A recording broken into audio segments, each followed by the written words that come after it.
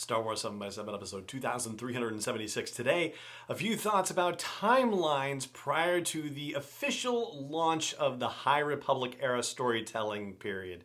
Punch it.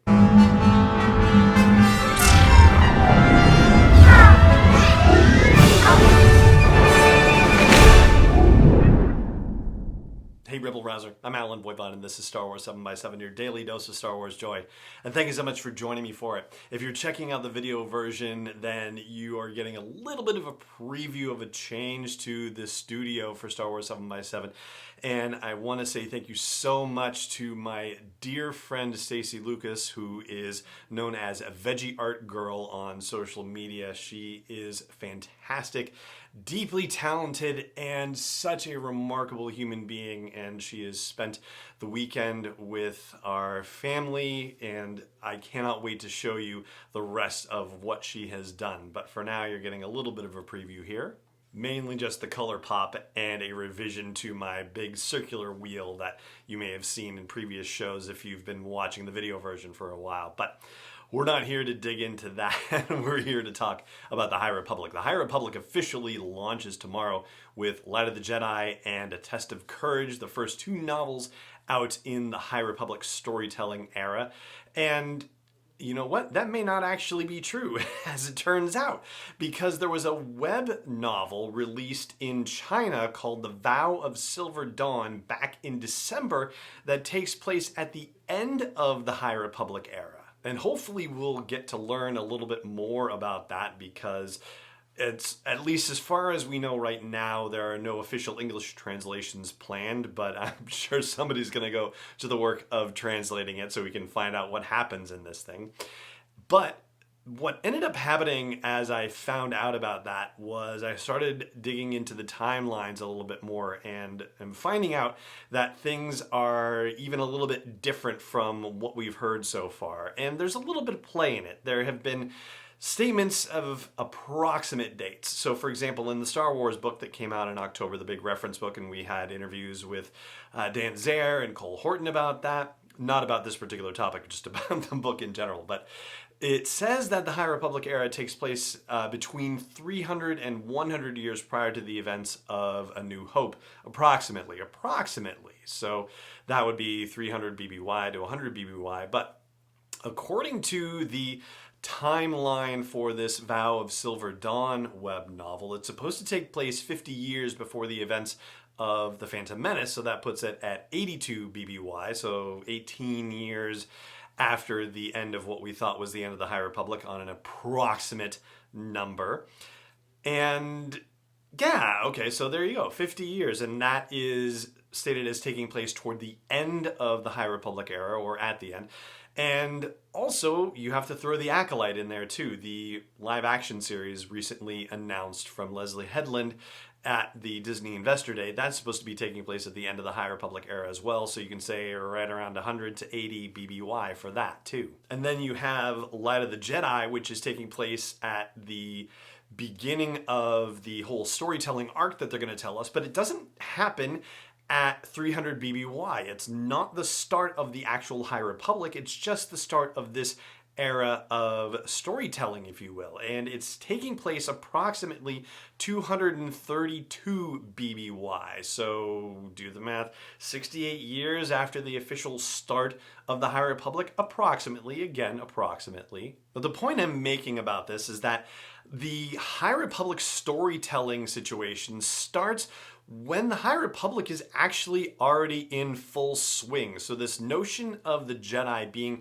at the height of their powers and prowess and reputation in the galaxy, and the outreach happening to the Outer Rim with this Starlight Beacon Station happening, and all of the outposts that the Jedi have established throughout the Outer Rim. These things are happening with the High Republic in full swing. And knowing that they are already planning on storytelling for the end of the High Republic era, that does make me think that when all of the folks for Project Luminous, which is what the High Republic storytelling thing was called prior to it being revealed as the High Republic, when Project Luminous was being planned, it seems now that they may have been planning 150 years of Star Wars storytelling, from Light of the Jedi at 232 to The Vow of Silver Dawn, and or The Acolyte at 82 BBY. So that's 150 years of Star Wars storytelling. You know, we know that they were plotting the High Republic stories, and we know that additional novels have been announced beyond this first wave that's happening. But it seems that they were not just plotting out these stories, they were actually developing as much as 200 years of Star Wars storytelling history, including 60 years prior to the events of the Light of the Jedi. So they have all of this historical information that they can make reference to in the stories that they're going to be telling. And as far as how the High Republic era is going to end, well, we don't know that yet. And even though there are rumblings of Sith-related things with stories that are happening at the end of the era, we know that it's not going to be marked by the emergence of the Sith, because that doesn't happen until the Phantom Menace, so 50 years after what is considered the end of the High Republic era. But we do know that some Sith are going to be coming to prominence. As it is, Emperor Palpatine, aka Darth Sidious, is going to be born just 2 years before the end of the High Republic era. So he's going to be a little toddler at the end of the High Republic. But his master, Darth Plagueis, according to legends, his species, the Moon, oh gosh, sorry, I know it's been pronounced somewhere, they have a lifespan of about 100 years or more. And he's supposed to have died prior to the events of the Phantom Menace, not long before. And so he would certainly have been alive and kicking and probably practicing the Sith arts during the end times of the High Republic.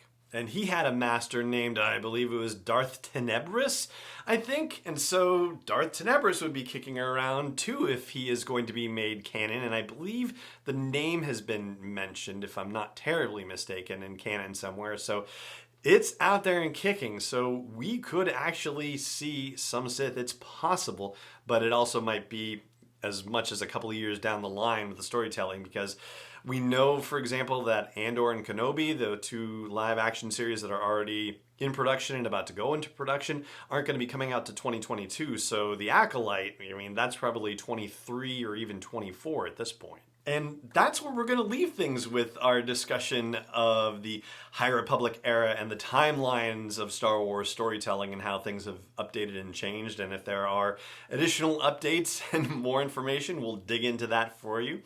There's just one other thing I wanted to mention, which is a thank you to Jack Hutton, who became the latest patron of Star Wars 7x7, the latest person to help support me in delivering this daily dose of Star Wars joy to you. Jack, thank you so very much for that vote of confidence and support. Thank you to everyone who is currently a patron of the show for your support. And thank you also to all the patrons emeritus, everybody who has supported the show in the past. I am so grateful to you for helping make this possible on a daily basis. And if you're interested in learning more about becoming a patron of the show and supporting this daily dose of Star Wars joy, I hope you'll check out patreon.com/SW7x7. That's going to do it for the show today. It just remains for me to say thank you so much for joining me for it, as always. And may the Force be with you, wherever in the world you may be. Star Wars 7x7 is not endorsed or sponsored yet by Lucasfilm Limited, Disney, or 20th Century Fox, and is intended for entertainment and information purposes only. Star Wars, the Star Wars logo, all names and pictures of Star Wars characters, vehicles, and any other Star Wars-related items are registered trademarks and/or copyrights of Lucasfilm Limited or their respective trademark and copyright holders. May the Force be with them. All original content is copyright 2020 by Star Wars 7x7. We hope you love it.